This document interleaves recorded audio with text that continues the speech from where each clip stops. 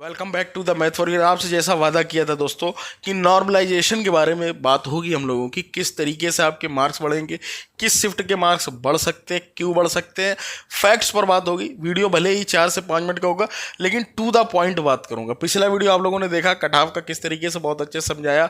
अब तो उसमें जो बच्चों ने भाग लिया था पोल में अब तो बढ़ते ही जा रहे हैं, लगभग 1500 से 1600 हो गए। वही एवरेज है दोस्तों, 60% के आसपास बच्चों के ज़्यादा नंबर हैं, 120 से 30 के ही।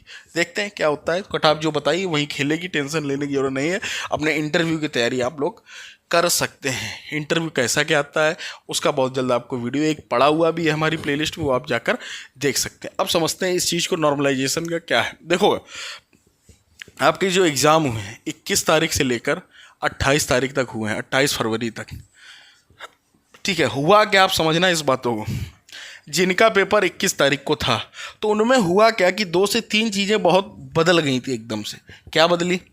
हिंदी में क्या हुआ, सबसे ज़्यादा बदला था दोस्तों हिंदी में ये हुआ, एक तो पेपर का पैटर्न एक हुआ कटा था कि बहुत कठिन आएगा, ये आएगा वो। पेपर अपने एवरेज उस पर रहा, ठीक है, इजी टू मॉडरेट ही रहा पेपर। आप गणित देखेंगे, रीजनिंग तक बहुत लेंदी नहीं आई थी, सिंपल सी बात है, ठीक। लेकिन हिंदी में इन्होंने कठिन नहीं किया, चेंज क्या किया, एनसीईआरटी की जो कविताएं हैं, कच्चा 5 कच्चा 4, उनसे डायरेक्ट क्वेश्चन पूछ दिए। बच्चा जो 21 22 23 में था ये तो समझ नहीं पाए, 21 22 वाले तो बेचारे समझ ही नहीं पाए। जो चतुर बच्चे तो उन्होंने रिव्यू वगैरह देखकर अपने स्कोर बढ़ा लिए। लेकिन जो लास्ट तक था पेपर का, अगर आप पैटर्न देखें, सच बताना अपने दिल पर हाथ रखकर, क्या बहुत ज़्यादा चेंजेज आए जैसे रेलवे करता है, ऐसा कुछ चेंजेस नहीं था। जो पैटर्न उन्होंने 21 तारीख के एग्जाम में दिया सेम चलता रहा।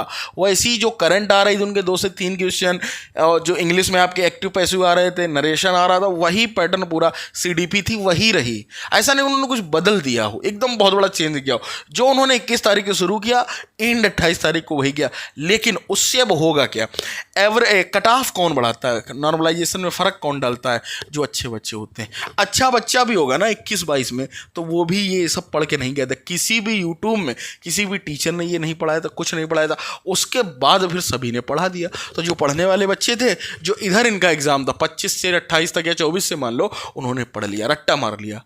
बाद बाकी उनका कोर्स कवर ही था, ये रट्टा मार लिया तो वो बूस्ट है। तो यहाँ तो उन्हें फ़ायदा, मतलब इन वालों को फ़ायदा मिलेगा। 21 से जो है ये 4 से 5 नंबर डायरेक्ट कम हो रहे हैं, मतलब इसमें तुक्के भी नहीं लगने भैया।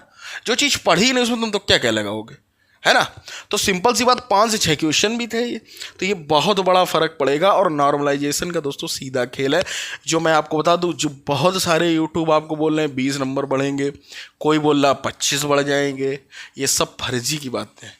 वो एग्ज़ाम अलग होते हैं, वहाँ शिफ्ट होती हैं 30 40 50 शिफ्ट हैं, वहाँ चीज़ें बदलती हैं। और रेलवे की वो उदाहरण अगर कोई दे रहा ना, रेलवे का नॉर्मलाइजेशन ही एक अलग तरीके से रहता है। हमेशा 15 भी बढ़ जाते हैं, 18 नंबर बढ़ते हैं, ये सच्चाई है, इसमें कोई वो नहीं है, झूठ नहीं है। लेकिन वो अलग एग्ज़ाम, आप अगर इसको देखें, आप यूपी SSC PT के देखें, 4 शिफ्ट में पेपर हुआ था, इतना बड़ा एग्जाम था। लेकिन पेपर का जो लेवल था एक सेट था, तो मुश्किल से पता क्या हुआ, 0.50 बढ़े, पॉइंट इस तरीके से बढ़े। तो आपके जो मार्क्स हैं, सिंपल सा समझ लो, सुन लो, कहीं नोट कर लो, किसी भी भूल में न रहना, 4 से 7 नंबर बहुत ज़्यादा, मैं ये बता रहा हूँ, इसी के आसपास बढ़ेंगे। और कम भी होंगे तो 1 से 2 नंबर कम भी हो सकते हैं, कम भी होते हैं। नॉर्मलाइजेशन का ये किसने मतलब बता दिया है कि केवल बढ़ते ही हैं, ठीक है।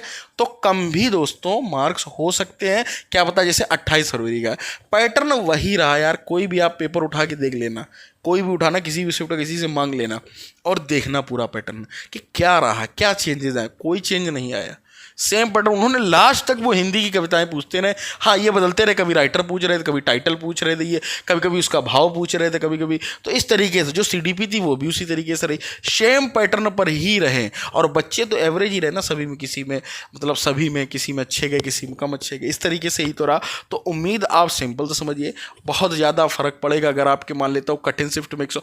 और कठिन और सरल का अंदाज़ा सुन लो बहुत अच्छे से, ये बात बहुत अच्छी है कि कठिन और सरल का अंदाज़ा हम और आप नहीं लगा सकते, वो डेटा लगाएगा, नॉर्मलाइजेशन का डेटा जो उनके पास पहुंचेगा।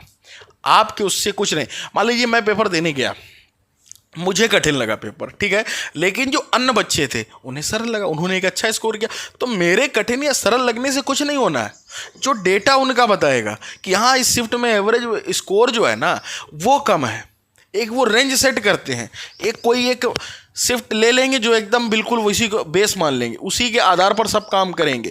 अगर किसी की शिफ्ट उससे एवरेज स्कोर मतलब ज़्यादा आ रहा है तो उसको कम करके यहाँ ले आएंगे, अगर किसी के कम आ रहा है तो उसको ज़्यादा कर देंगे तो यहाँ ले आएंगे। ये होता है नॉर्मलाइजेशन की सिंपल सी गणित, इतना आप समझ लें। तो आप कठिन और सरल ना निर्धारित करेंगे। अरे मेरा जिसको देखो वो यही कह रहा है कि अरे सर मेरा पेपर कठिन आया तो मेरा, भाई सरल किसका आया था? अब वो तो नॉर्मलाइजेशन आएगा तब डेटा बताएगा, तो वो डेटा पर मैटर करता है, दिन पर मैटर करता है, बहुत सारी चीज़ें होती हैं। तो इसलिए थोड़ा सा ध्यान रख के संभलें, फर्जी के अफवाहों से दूर रहें। 15, 20, 25 नंबर किसी के नहीं बढ़ने जा रहे हैं, तो इस चीज़ों से दूर रहें। बहुत ज़्यादा शिफ्ट भी नहीं थी, मात्र आपकी 12 शिफ्ट थी। 12 शिफ्ट में टोटल एग्जाम हो गया। SSC CGL कराता है यार 20-20, 25-25 शिफ्ट में, 30-30 शिफ्ट में। NTPC रेलवे कराता, वहाँ चीज़ें अलग हैं, वहाँ ऑनलाइन एग्जाम होता है, उनका बहुत पूरा पैटर्न है, वहाँ बच्चे भी बहुत तादाद में होते हैं, यहाँ उतनी भीड़ नहीं है। इस बात को भी तो समझें आप। तो उम्मीद करता हूँ बातों को समझ गए होंगे, नॉर्मलाइजेशन की प्रक्रिया को समझ गए, कितना बढ़ेगा वो भी समझ गए होंगे, और क्या क्या किस तरीके से कैलकुलेट होगा, सारी बातें दोस्तों मैंने इस वीडियो में बता दी। उम्मीद करता हूँ अब हम लोगों के चैनल से जुड़ गए होंगे, सब्सक्राइब कर लिया होगा, बेल आइकन दबा लिया होगा। मिलते हैं अगले वीडियो में, till then take care, bye.